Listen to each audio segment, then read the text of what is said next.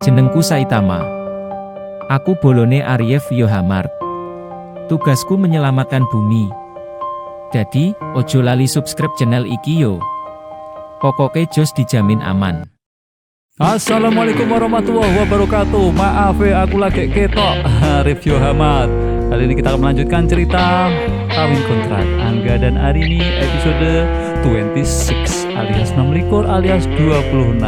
Siapa yang kangen dengan Arini dan Angga? Selamat menikmati. Ciao. Nah, sebelum kita lanjutkan ceritanya, please bantu channel Ariev Yohamart agar lebih berkembang lagi dengan cara tekan tombol like dan subscribe. Terima kasih. Oke, jangan lupa ya, tapi tolong dibantu untuk share cerita dari Kawin Kontrak Angga dan Arini ini ya, karya Mbak V Handayani. Kita akan masuk ke episode part 26. Selamat menikmati. 3 hari sebelum kedatangannya ke Jakarta, Mr. Adalat sedang menerima beberapa wisatawan asing yang ingin melihat perkebunan dan pabrik pembuatan minuman dengan bahan dasar buah. Dan pada saat itu juga adiknya yang tak lain Bapak Astrid menyampaikan padanya tentang panggilan telepon penting dari pengacaranya di Jakarta. Panggilan penting dari Pak Haris membuatnya dirinya bertindak cepat dengan meminta adiknya untuk mengurus tiket dan menggantikan dirinya menemani para wisatawan dan para duta besar yang berkunjung ke pabrik miliknya. Mr. Adalat yang telah dijemput oleh Pak Haris dan supirnya langsung menuju salah satu bank dan mengambil barang yang dititipkan Arini. Perasaannya semakin tidak enak.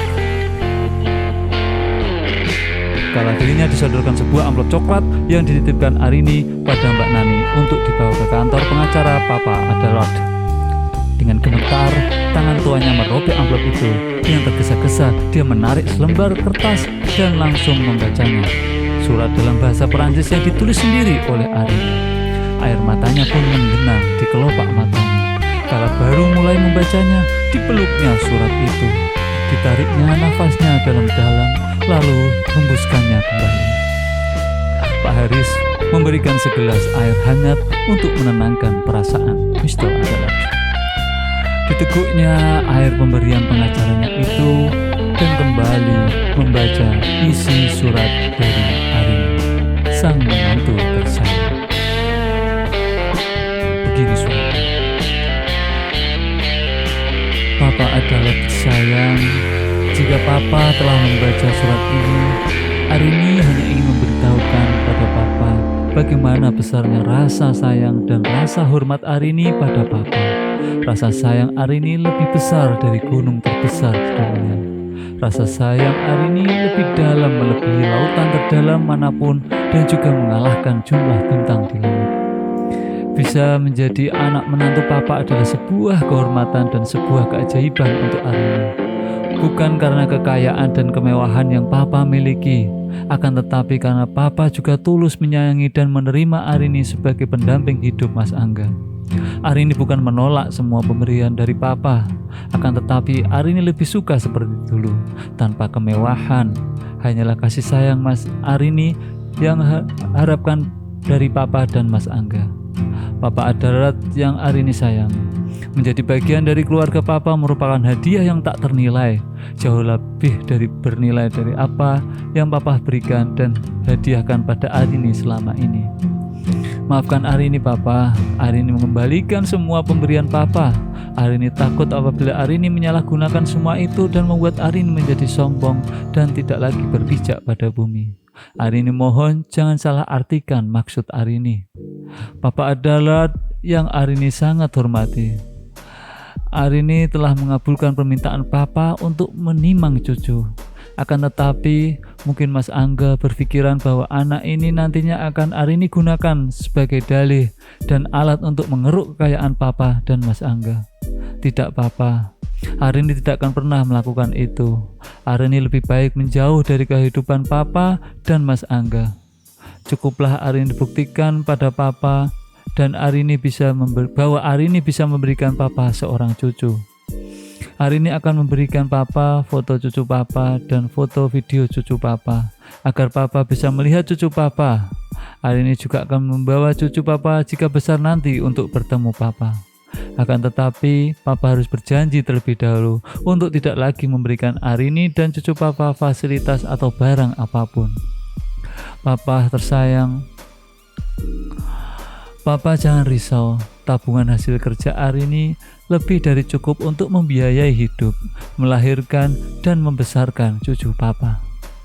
Sengaja Arini mengembalikan semua kemewahan yang Papa berikan agar cucu Papa mengerti arti sebuah kesederhanaan, agar nantinya cucu Papa tidak memandang remeh dan rendah siapapun.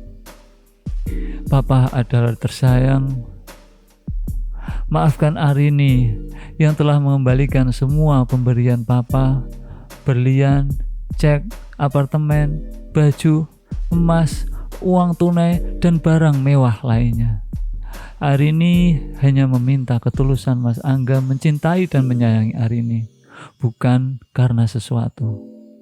Arini hanya membawa pakaian yang Arini bawa ketika memasuki apartemen Mas Angga. Tidak satu pun barang milik Mas Angga yang Arini bawa keluar dari apartemen dan kantor Mas Angga. Arini hanya membawa sebuah cincin yang diberikan pada saat Mas Angga melamar dan sebuah lagi pada saat kami menikah di Kolmar. Arini ingin memakainya agar Arini tetap menghormati status dan siapa Arini. Papa adalah yang baik hati. Ketika Papa membaca surat ini, sudah pasti Arini telah berada jauh dari kehidupan Papa dan Mas Angga. Arini juga menitipkan foto USG bayi Arini yang saat ini berusia 7 bulan. Foto itu diambil saat berusia 3 bulan lebih. Papa yang baik hati, Arini mengizinkan dengan tulus apabila Mas Angga akan menikah lagi. Arini juga ikhlas dan tulus memberikan semua hadiah dari Papa untuk istri Mas Angga nantinya. Jaga kesehatan ya Papa. Salam hormat dari anak menantu Papa, Arini. Oh my god, gregel cah aku cah padahal sebelah balik moco. Astrid yang membaca surat tersebut nampak menangis terseduh-seduh. Rama menarik lembaran surat itu dari tangan kekasihnya dan mulai membacanya. Matanya mulai berkaca-kaca. Perkataan Arini dalam surat itu jelas-jelas mempermalukan dirinya dan Beni. Rama lalu meminta izin pada Pak Haris untuk menyambungkan gawainya pada layar TV besar yang berada di ruangannya itu. Dibukanya file video miliknya. Mata Papa yang penuh dengan air mata semakin sembab kalau melihat video yang direkam sendiri oleh kamera ponsel Angga. Mereka semua melihat bagaimana tawa lepas Arini yang tanpa beban. Walaupun pemimpinnya melihatnya, akan tetapi dia tidak peduli dan tetap berkubang lumpur mengejar kembali belut tangkapannya yang terlepas dari genggaman kedua tangannya. Mereka juga melihat bagaimana bahagianya Arini ketika mendapatkan belut itu kembali. Dia nampak bahagia tanpa drama atau gaya dibuat-buat. Astrid nampak mendekati layar besar itu dan melihat latar gunung di ujung hamparan sawah di mana Angga, Arini, dan dia berjalan. Di mana gunung itu? Tanya Arini pada Rama. Belum lagi Rama menjawabnya, teriakan kecil Pak Haris mengagetkan mereka. Pak Adalat, bangun Pak, seru Pak Haris sambil mengguncang tubuh Papa dengan pelan. Mereka tak sadar Papa Adalat jatuh dan pingsan saat melihat video yang diputar oleh Rama. Dengan bergegas, mereka lalu membawa Papa Adalat ke rumah sakit yang berada di dekat kantor itu. Hati ketiganya sangat cemas. Pak Adalat benar-benar terpukul akan kepergian Arini, kata Pak Haris sambil melihat ke arah Rama dan Astrid. Di balik ruang UGD nampak Papa Adalat sedang dipasangi tabung oksigen. Rama nampak terpukul atas kejadian ini. Akan tetapi Arini juga adalah korban. Dia tidak salah dan belum bisa dijadikan penyebab dari semua ini. Rama lalu meminta izin untuk mencari Angga. Astrid dan Pak Haris nampak menemani Papa dahulu. Rama berjalan menyusuri tiap inci di mana Angga biasanya duduk dan membuang penatnya selama ini. Akan tetapi walaupun dia sudah menemukan semua wanita yang pernah dekat dengannya, akan tetapi semua menggeleng tanpa tahu di mana lelaki tampan itu berada. Rama telah mendatangi apartemen Angga beberapa kali. Akan tetapi, petugas keamanan dan petugas kebersihan tidak pernah bertemu lagi dengan Angga sejak 2 bulan lalu. Di manakah Angga? Rama juga telah meminta rekaman CCTV keamanan apartemen dan dia bisa melihat ketika Angga berjalan dengan kondisi sempoyongan menuju keluar apartemen. Rumah mewah di Bogor milik Bapak Adalat pun hanya ditunggui oleh penjaga dan belum pernah lagi didatangi oleh Angga. Rama hanya menggeleng kala Astrid menanyakan keberadaan Angga. "Bagaimana dengan Benny?" tanya Rama. Benny juga tidak mengetahui keberadaan Angga. Dan dia tidak bisa membantu kita mencari Angga sebab dia harus kembali ke Tangerang mengontrol pekerjaan di sana, jawab Rama tanpa daya. "Bagaimana kondisi Papa sekarang?" tanya Rama sambil menggenggam tangan Bapak Adalat. "Dia masih belum siuman," jawab Astrid. "Sudah sebulan lebih Papa dirawat di rumah sakit itu. Akan tetapi dirinya masih dalam keadaan tidak sadar. Dia sama sekali tidak memiliki siapapun, satupun riwayat penyakit yang bisa membuat kondisinya seperti sekarang. Kita harus menemukan Angga segera," kata Rama. Dia lalu mengambil gawainya dan menghubungi seseorang.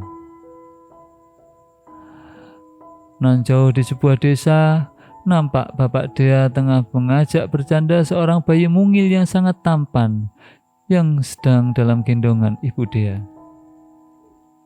Seorang bayi berjenis kelamin lelaki nampak tengah tertawa mendengar suara kakeknya itu. "Ih, sudah besar ya sayang, jangan nakal ya biar nanti Angga bisa jagain ibu," kata Bapak Dea sambil memegang bayi mungil berusia 5 bulan itu. Bayi mungil berkulit putih bersih, berambut coklat dan bermata biru seperti ayahnya. "Rin, kamu jadi pindah ke Malang?" tanya ibu pada Arini yang sedang mengepak baju-baju bayi milik anaknya. Arini hanya tersenyum manis dan menganggukkan kepalanya. "Iya Bude, Angga Junior semakin besar dan nantinya butuh banyak biaya untuk sekolah dan kuliah nanti. Dan lagi tawaran mengajar di Malang kayaknya sangat bagus," kata Arini lagi sambil tersenyum lebar. Bapak nampak terharu atas jawaban ponakannya itu. Sangat kuat dan mandiri. Dia hanya mengatakan ingin melahirkan di kampungnya karena visa tinggal suaminya telah berakhir. Dan Angga harus kembali dulu ke negaranya untuk mengurus lagi izin tinggalnya di Indonesia. Arini bahkan tidak mengeluh kala harus mengurus persalinannya sendiri di rumah sakit bersalin yang berada di Surabaya. Dia juga tidak mengeluh kala mengerjakan segalanya sendiri, sebab kondisi emak yang sudah mulai sakit-sakitan tidak bisa membuatnya banyak bergerak. "Kamu sudah mengabari Nak Angga tentang kelahiran putranya kan?" tanya bapak sambil menggoda bayi mungil itu. "Sudah Pak D, masuk ayahnya gak dikasih tahu sih Pak D ini," jawab Arini sambil tersenyum. Senyum yang dipaksakannya. Andai mereka tahu apa yang ada dalam hati Arini, andai mereka tahu rasa pedih dan sakit yang dirasakan Arini, akan tetapi dia mengunci mulutnya dan membuang kuncinya ke dasar lautan yang terdalam. Arini tidak ingin mereka tahu apa yang terjadi dan apa yang dirasakannya saat ini. Dia hanya berharap dapat membesarkan darah daging Angga lelaki yang sangat disayangnya itu dengan baik dan penuh kasih sayang. Arini menghapus air mata yang mulai menggenangi kelopak matanya. Dia tidak ingin menangis lagi. "Ayo sini, ibu susuin ya sayang. Waktunya bubuk siang," kata Arini sambil mengambil alih menggendong Angga kecil yang tertawa mendengar perkataan Arini. Wajah tampannya seperti pinang dibelah dua dengan wajahnya ayahnya Angga. Malam telah beranjak menuju peraduannya. Arini menatap wajah mungil yang tengah tertidur lelap itu. Air matanya tiba-tiba menitik. Dipandanginya kedua cincin yang disatukan dan dipakai menghiasi jari manisnya. Diciumnya cincin itu. Seketika juga air mata yang sedari tadi ditahannya tumpah dan membasahi kedua pipinya. "Saya harus kuat. Maafkan Arini, Mas Angga. Maafkan Arini, Papa, batinnya. Bersamaan dengan ucapan Arini, Pada Adalat membuka matanya. Akhirnya dia pun siuman. Matanya mencari-cari sosok yang menyebut namanya.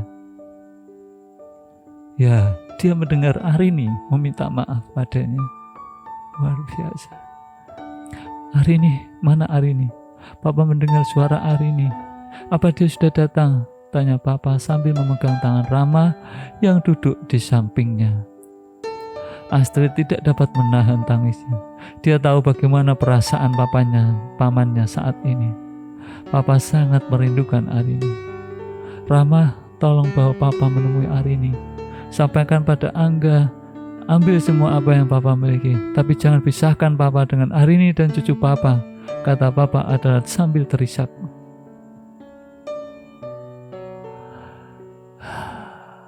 Oh my God.